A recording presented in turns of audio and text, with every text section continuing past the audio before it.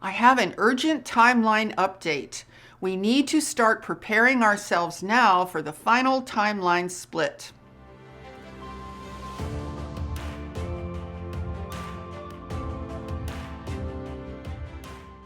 Hi, I'm Saratoga Ocean, and I work together with an interdimensional, interuniversal, and extraterrestrial force known as Telstar, along with Archangel Michael. So it's time for us to get very real about what is happening on this Earth. People are individually beginning to make their choices about which timeline they intend to be on. Now, there are two levels of timelines that we need to be concerned about. The first is the cosmic timelines, and the second is our individual timeline. A cosmic timeline refers to the big macro timeline of a planet and of any given civilization in their evolutionary journey. And then there are individual timelines that we each set for ourselves inside of that bigger picture. So we want to be considering both levels of timelines when we each look at our current trajectory in this universe. Now, the cosmic timeline consists of two parts. The first part is the natural planet's timeline of development, and the second is the evolutionary timeline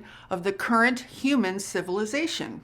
Right now, the natural planet Earth itself is more on a developmental timeline. This means that Earth is either going to be left alone to develop naturally in conjunction with larger stellar and galactic forces, or Earth is going to have its natural environment ruined by an invading AI alien technology. Now, it's difficult to say what the final direction will be for the planet itself because so much of it is being currently influenced by the human civilization that is right now in a state of chaos and war. And so far, it has been the human civilization that has made it possible for AI to anchor itself on this planet. So this is how the human civilization influences the developmental timeline of the natural planet. I mean, as creators, we are actually intended to have a highly positive influence on the developmental timeline of a planet.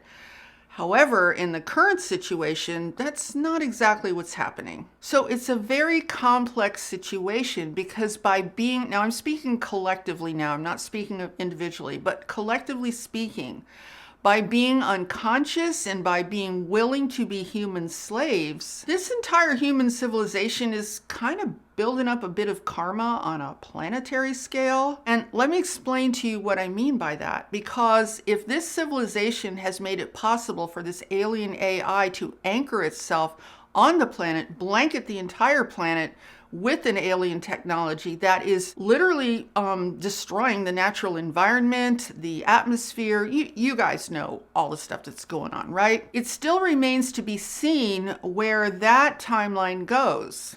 But right now, AI has a firm foothold on planet Earth. You have to look at this from a much bigger cosmic perspective. We can't just look at it from the narrow viewpoint that we tend to see our lives on this Earth. If you think about it from a much bigger cosmic perspective, let's say a worst case scenario were to happen, which hopefully it won't, but let's say AI were to completely destroy the environment and the atmosphere of this Earth so that it could no longer support life.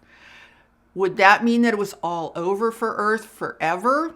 Well, not necessarily, because depending on the circumstances, maybe it could be terraformed again. Maybe an atmosphere could be generated again. I mean, this is a very complex, high-level issue that we're just not in a position to deal with right now. Right now, what we need to do is we need to get ourselves straightened out as a humanity, as human beings, because that is the first step in our evolutionary journey that we really must attend to right now, because these timelines are well underway and we want to make sure that we are on the right side of the right timeline, if you get my drift. So right now, it's imperative that we address the issue of the fact that we have allowed ourselves to be human slaves as an entire civilization, because it is our propensity, if you want to call it that, for slavery that's made this AI invasion possible. Now, I understand that so many people want to see us as victims because we are so heavily mind controlled. So yeah, I can kind of see how that perspective might work. However, it doesn't really help us get out of this situation. See, we know that it is possible to break free of the mind control because there are people who have done so throughout human history. So we do know that such a thing is possible. Now, breaking free of mind control comes down to one thing. Are you willing to listen to your heart and speak the truth to yourself when you see a world of lies all around you that are incompatible with human life? Or do you prefer to go unconscious and fit in order to gain the approval of this entire fake reality? See, because the lies about our reality are not recent. The lying is ancient. So believing the lies or not believing the lies is a choice. And the reason that we have this massive civilization of slavery is because over many hundreds and thousands of years of history on this planet, the majority of people have chosen to believe the lies and therefore have been easily manipulated. Because if you think about this, what is the purpose of a lie? The purpose of a lie is to manipulate someone's perception of reality. That's the whole purpose of a lie. So if we're out of touch with what reality really is, in terms of what aligns with us as a natural human being, what aligns with our hearts, if we're not in touch with what reality actually is, because we're not listening, we're not paying attention, we're easily intimidated, or whatever the case may be, we won't even know when we're being manipulated. But it's very important to understand that there's only one singular purpose to a lie, which is to manipulate your perception of reality. Now, I want to say something to Lightworkers and Starseeds and awakening humans. Many of us talk about feeling alone and feeling misunderstood. A lot of people talk about not belonging here and just wanting to go home. So let's take a moment to give ourselves a very important newsflash. Of course we don't belong here. The truth is that no one who is truly human belongs in this situation. I mean, honestly, you guys, thank God if you don't fit in. It's a blessing if you don't fit in. It's a tremendous blessing. And you know why? Because we are at a point in time now where fitting in is it's like a death sentence, really. And I don't mean just physical death. I'm talking about a whole other level of death where your soul is actually on the line. So thank God if you do not fit in with this situation. Now, I think that if you are truly in touch with your heart and with reality, because what's going on here is not reality. If you are truly in touch with reality as this universe is designed, with reality that is in alignment with your heart, it's probably going to feel pretty lonely here. Because honestly, there's an awful lot of people on this planet who are not interested in reality. And the weird thing is, it doesn't even seem to matter how much pain they're in. So if you feel alone, if you feel misunderstood, if you feel all of those things like you don't belong, it probably means that you're connecting with your heart. And it's important to understand that this reality was not built on any connection to the human heart whatsoever. And I think that's pretty obvious. So let's look at the planetary situation overall. Let's just look at the whole civilization. We have a civilization of a humanity who still believes that this crazy situation, this crazy planetary circumstance, if you want to call it that, who believe that is reality. This is how things are meant to be. This is how the universe designed it. It designed for us to be slaves and have these controlling authorities over our lives, our thoughts, our actions, our everything. People still believe that's reality. So here's the important thing for us, for those of us who are starseeds, lightworkers, awakening humans. I believe we came here to give people a chance to see something different, because that's what people need, you all. They don't have any contrast. Earth's been isolated. It's in solitary confinement in terms of the galaxy and the extraterrestrial universe. As I've said before, that's been done intentionally so that there is no contrast so that there are no other reference points. The controllers do not want human beings to have any other reference points other than what they have going on here. So if we're just going to fit in and be like everyone else, then what good are we? I mean, why did we even come here if that was all we were ever going to accomplish? So I wanted to bring this up for anyone who feels bad because you just don't fit in with everybody else and you're misunderstood and you feel alone and all of that. I don't know if you all have seen my previous videos where I talked about my story, and then I have another video where I talked about my biggest mistake where I actually, God forbid, tried to fit in part of my life. That was the worst thing I ever did, you guys. That was absolutely a disaster. What I've learned since I've been here, the best place to be is when you don't fit in. Oh my gosh, it is such a relief. It is so wonderful. It is so incredibly awesome. Because you have perspective. Because when you don't fit in, you're free. You're not a part of this insanity. So be grateful if you don't fit in. It is a blessing. I mean, if I could tell you the times that I have felt the absolute happiest, it has been every single time that I in no way ever fit in. It's just awesome not to fit in with this crazy stuff that's happening on this earth. It's awesome. Now, I know that there are some of us who I think overburden ourselves. We just overburden ourselves and we think, oh my goodness, we came here to turn this whole civilization around. That's our job. That's what we're here to do. Guys, we don't have the power to turn this civilization around. I don't believe that is our role because we have free will, as does everyone else on this planet. We have to honor that. So let me explain to you a different way of looking at that is far more productive and probably will have much more impact. See, the first thing is that we need to be the light that we are and live the truth that we know in our hearts. That's the first thing because that's our protection from being absorbed into this mess. But there's an even bigger reason why this is so important. And it has to do with our purpose in being here. By being who we are, we serve as a lighthouse for those who want to see something beyond all of this pain. For people who are desperate to see something beyond this really bad reality. Here's a great way that we can really help this situation overall. And this is all related to timelines, and I'll get back to that a little bit more in a few minutes. There are so many people on this planet who've just been crushed. I mean, they can't find their heart. They can't find reality. They're just overwhelmed. I mean, just seriously overwhelmed and just don't see a way out for themselves. Now, think about how much those people would appreciate just seeing something, some kind of a vibrational touchstone to a human being who is not in that vibration of pain and overwhelm and suffering and misery and confusion and chaos.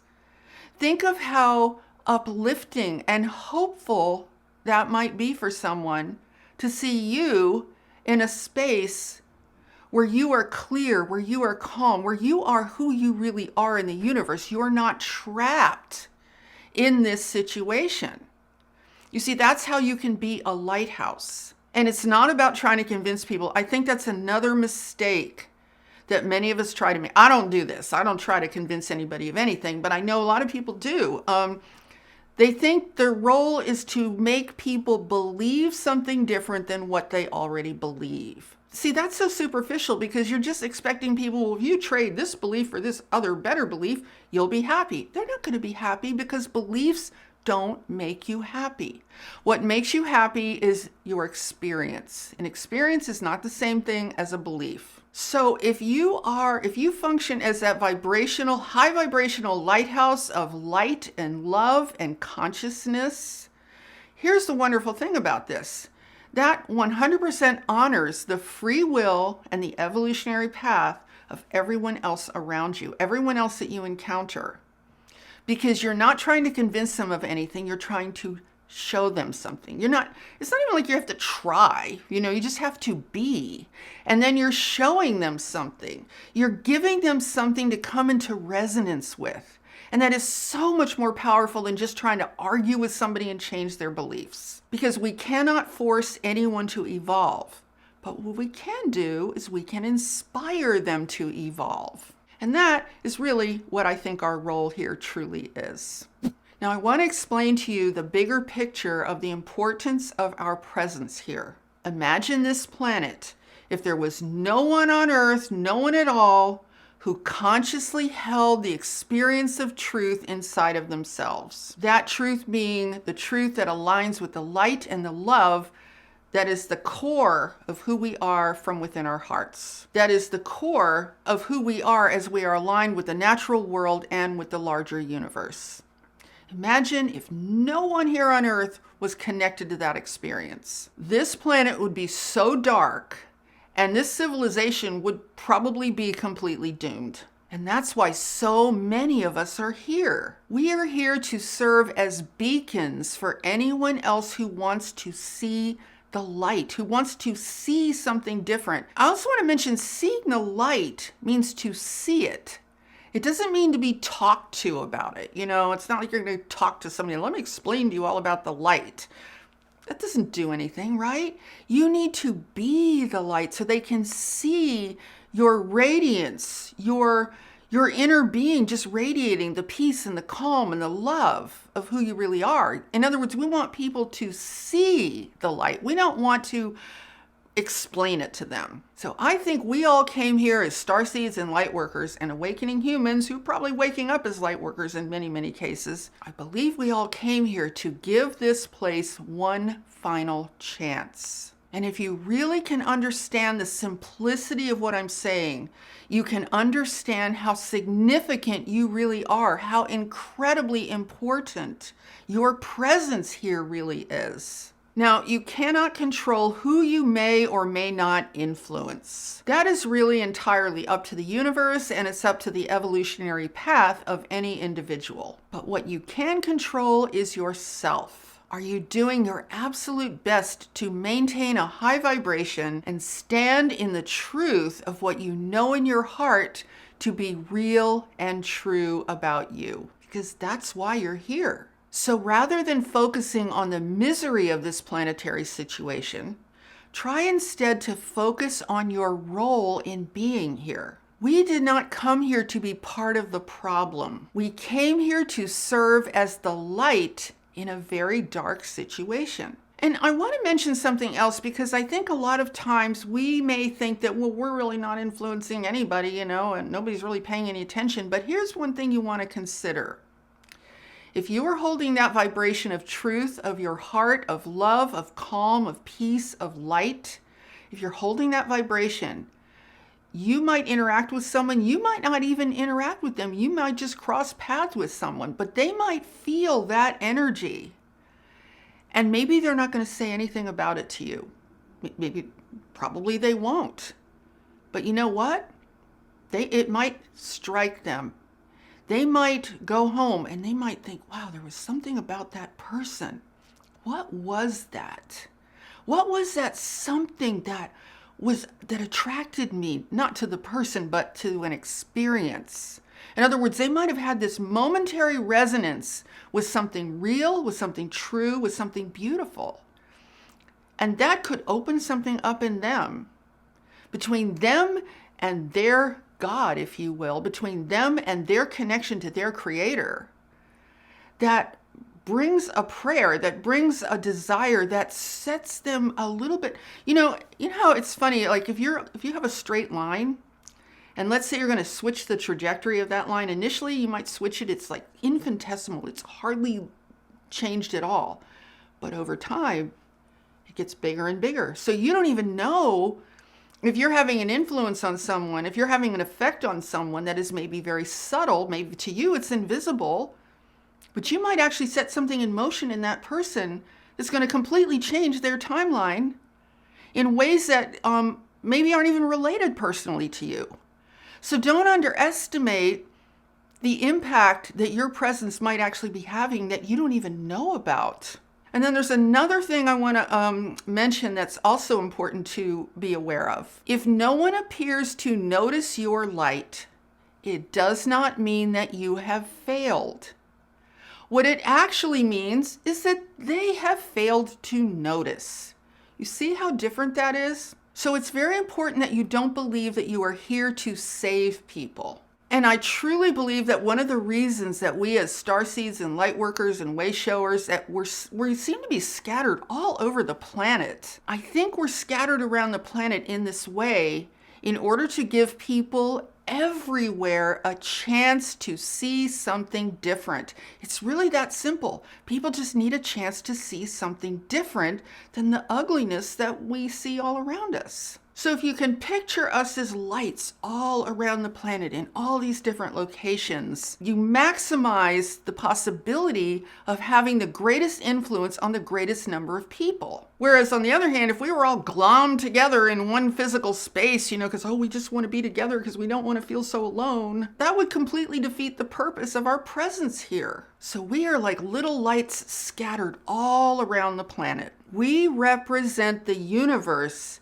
giving people their final chance to wake up and see something that they might recognize to be true in their own hearts as well. But how these timelines unfold is ultimately going to come down to the people's choice. All we can do is do our part. We cannot control the outcome of other people's choices. See, how this civilization ultimately chooses is not your responsibility. Your responsibility is to yourself and to why you came here. And recognizing that is what will bring you peace. And I think it's also important to remember that this is just one singular planet. This is not the whole entire universe. And another thing I want to mention, don't let your ego get tied up in whether or not this planet succeeds or fails. Just keep doing your part. That's all you need to do.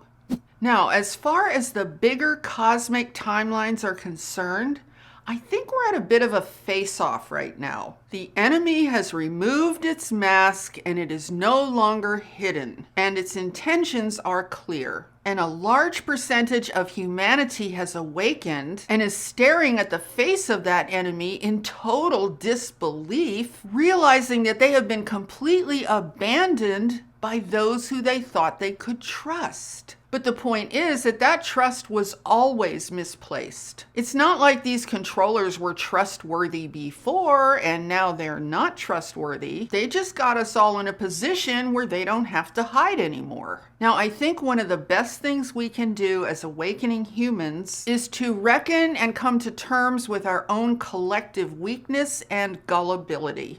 We can be mad at the controllers, but if that's all we do, that's probably going to allow them to win. It's much more important that we focus on finding our strength and start to evolve again. See, here's the thing. The extent to which we do not evolve is the extent to which we will remain slaves. And that's why I say that getting mad is just not enough. In a weird way, it actually gives the controllers the upper hand because all that does is drain our energy. And it's also important to remember that anger is always backed by fear. Now, there is something that some call righteous anger, or what I would call intolerance, not the negative kind of intolerance, but the kind of intolerance that comes from a place of you are only willing to tolerate absolute truth.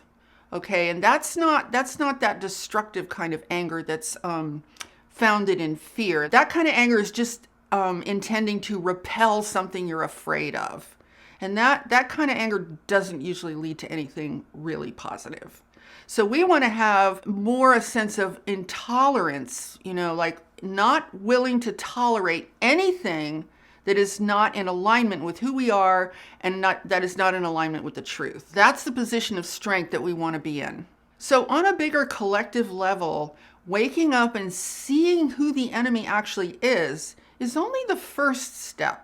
We need to make a massive internal shift and find our strength as individuals at a cosmic level. Now, we already know that ascension is an opportunity for extremely accelerated evolution. And that is exactly what we need right now. Super advanced evolution. Now, it's important to know that the controllers cannot stop our evolution if that is our conscious choice. But we can stop ourselves. We can get so distracted and unconscious with fear and anger that we neglect our number one mandate in this universe, which is to evolve. So we first want to concern ourselves with the larger cosmic timelines, mainly involving human civilization as a whole. And then we want to chart our own personal timelines within that larger cosmic situation. As you probably know by now, the big split is the one occurring at a cosmic level. That would be the split between a natural ascension timeline of ongoing human and planetary evolution and an artificial fabricated AI timeline that seeks to be the dominant timeline on this planet. So the natural timeline of ascension is about expansion and creation, and the AI timeline is all about suppression and control. Now, I assume if you're watching this video that you have already chosen the higher timeline of ascension and natural human evolution. So the question then becomes, how do you stay aligned with that higher timeline? How do you stay in vibrational resonance with it? Let's take a look at the simplest way to understand this. The higher timeline of ascension is all about truth, whereas the lower timeline of AI is all about lies. The higher timeline is all about the truth of the natural universe and the truth of natural evolving humans. And the lower timeline is about the lie that all authority comes from outside yourself. In fact, the lower timeline mandates that you turn against yourself. So the higher timeline is all about love and being whole. And the lower timeline is all about fear and division. So once you understand the essence of the vibration of each of these major timelines, it becomes much easier to align your life accordingly. The higher timeline is about truth, love, expansion, creation, and oneness or wholeness of self. So those are the qualities that you want to encourage in your own life. Are you creating your own life as best you can? Or is your life reduced to merely reacting to events around you? Are you following the truth of the love in your heart? Or do you regularly turn against yourself with negative judgments and destructive habits? Another thing to recognize about these two larger cosmic timelines is this. The higher timeline is all about the truth of your heart and who you really are. And the lower timeline is all about the ego and the false self in all of its forms. And those forms can appear positive or negative, but whatever they are, they're always false. So there really are very stark differences between these two cosmic timelines. Knowing what those differences are make it so much easier to steer the course of your own life and create your own individual timeline that aligns vibrationally with that higher timeline of ascension. And I also want you to be aware that you do not have to follow the crowd on any of these things. Part of your evolution is to develop your own intuition and to strengthen your personal connection with the universe. It's to learn how to follow your own inner guidance. So everyone's choices are going to be unique in this situation because everyone has their own unique circumstances, their own unique situation, and their own unique experiences. See, we have been so deeply conditioned to follow the herd, and this has absolutely been our undoing. Now, in human terms, every herd thinks that they are the right herd. But the problem with following the herd is what a herd represents is a lot of unconsciousness on the part of all the individuals. So the most important thing is to not make choices out of fear. You want to make choices out of love and consciousness. And that's going to look different for everyone because what's going on inside of every individual is deeply private, and it's not something that we can look at somebody and know what's going on inside of them. So I highly recommend that you not look outside of yourself to figure out what it is that you need to do. Go within and follow your own unique wisdom. Sometimes that intuitive guidance may not make sense to you, but later on down the road, you'll likely find out that it was the best possible choice for you. So the best thing to do about these two larger cosmic timelines right now is to understand the vibrational nature of each one. Then do whatever you can to align your life accordingly. You don't have to look at anyone else, just do what you know is right for you. So I hope you enjoyed this video and found it supportive, and if so, please give it a thumbs up and share it out with anyone else who you think would find this helpful. And be sure to subscribe and hit that notification bell, because I am here every Sunday, Tuesday, and Friday with all new videos. And with that, I'm sending you so much love, light, and high vibrational energy, and I so look forward to seeing you in the next video. Namaste.